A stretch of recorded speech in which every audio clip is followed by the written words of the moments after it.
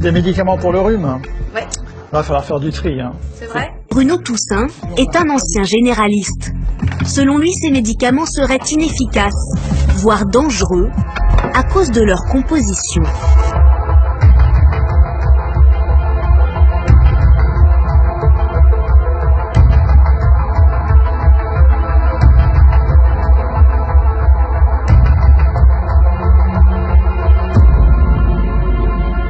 Si on prend le paracétamol, ça va calmer un peu la fièvre si on a beaucoup de fièvre. Mais en général, dans le rhume proprement dit, ça va pas très loin. Et puis alors, il y a un deuxième médicament là-dedans, pseudoéphédrine. Alors ça, pseudoéphédrine, c'est ce qu'on appelle un vasoconstricteur. C'est un médicament qui a tendance à resserrer les vaisseaux.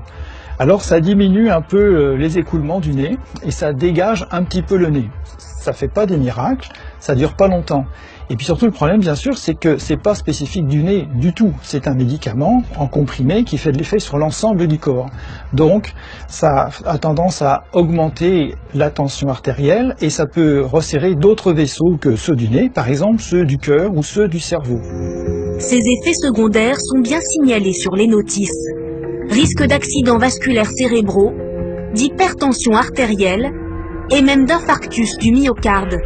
Les plus graves sont causés par ces vasoconstricteurs comme la pseudoéphédrine, une molécule présente dans la composition d'un médicament anti-rhume sur 2.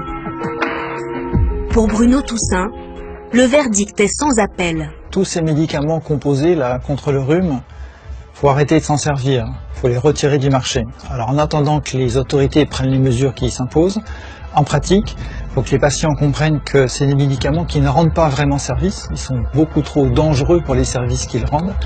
Il faut que les médecins le sachent aussi, heureusement il y en a qui s'informent, et les pharmaciens également.